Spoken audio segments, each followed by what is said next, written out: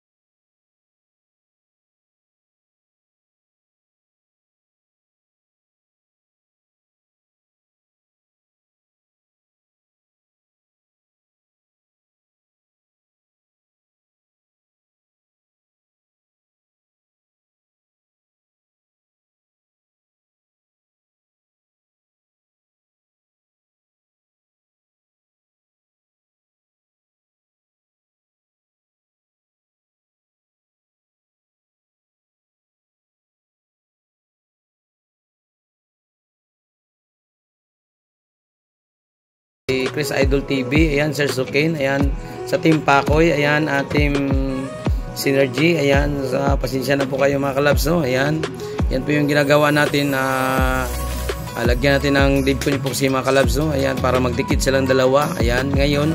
At saka, lagyan natin ng spacer dyan sa gitna para ma-align yung niya, yung space. Ayan po mga kalabs, no? Ayan, lagay na natin. Ayan. Ayan na po siya mga kalabs, no? Ayan, yung gagawin natin pagkatapos ayan, ikotin natin mga kalabs, no? Para para magdikit yung dalawang panig mga kalabs, no? Yung frame at saka yung magnet. Ayan po yung gagawin natin. Yung gamit natin dito mga kalabs, no? Mano-mano lang po tayo. Ayan, para naman ang mga ayan po. Tapos natin ng mga 1 hour ay 1 day. Ayan, ngayon tatanggalin na natin yung mga kalabs, no? Yung mga spacer. Ayan siya mga kalabs, no? Ayan, tatanggalin na natin kasi mala na po yung yung epoxy natin mga kalabs. At saka hirap to tanggalin kasi yung mga nakadikit sa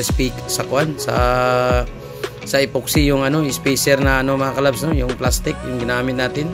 Ayan, simple yung mga materials natin dito mga kalabs para naman masundan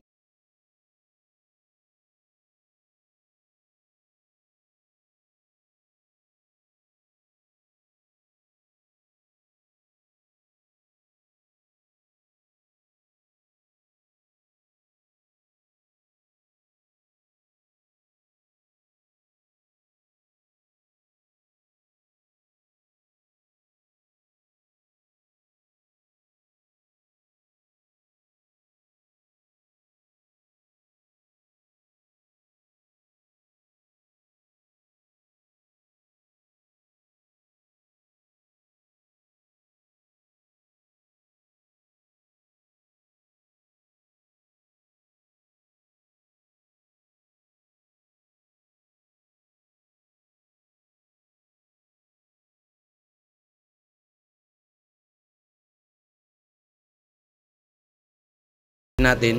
Yan lang po yung yung technique mga kalabs, no? Ayan, lagyan natin ng mga spacer. Ayan, tapos linisin natin yung mga epoxy na nasa gitna, yung sa may niya, daanan ng biscoil mga kalabs, no?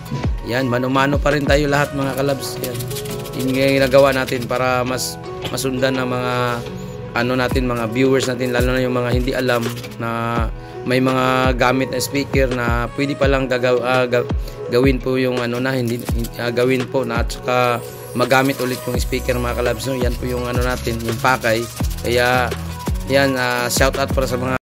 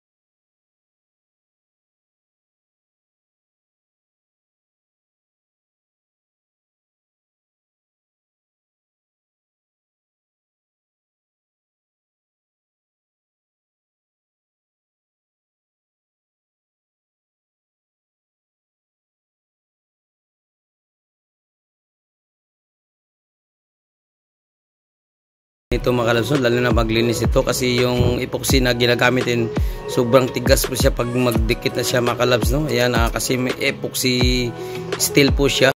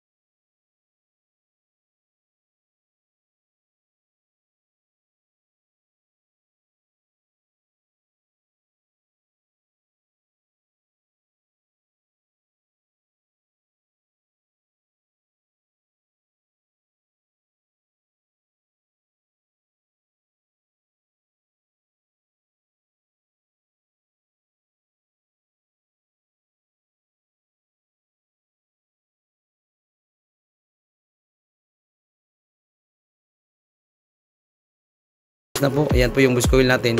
Ayan o, papasok na po siya mga kalabs, no? Ayan o, ayan, so pumasok na yung bush coil natin. Ayan na po siya mga kalabs, no? Nalinis ko na yung yung bush coil niya. Ayan, daanan ng bush coil mga kalabs, no? At saka yung magnet. Ayan, malinis na po siya. Ayan, abangan po yung full video nito mga kalabs, no? Kasi hindi pa, wala pang materials na dito na binigay yung may-ari. Importante nakita niya na linis na po at saka na-align na po yung coil ang magnet mga kalabs ngayon, para hindi tayo maghirap na lagyan natin ng duct tape yung yung magnet mga kalabs, para hindi mapasokan ng mga dumi. Kasi antay lang po tayo sa next video nito para sa full video ng ng paano lagyan ng paano i-assemble yung speaker mga kalabs, para natin sa mga kababayan at sa mga friend natin na mga mahilig sa mga speaker repair, mga kahit anong mga repair. Ayan, abangan po yung video nito mga kalabs. Ayan, lagyan natin ng duct tape para hindi mapasukan ng mga kalabs ng dumi, lalo na yung mga buhangin or mga dumidikit sa magnet mga kalabs, kasi hirap yan. Hanggang dito na lang mga kalabs. At least magandang umaga po sa inyong lahat. God bless.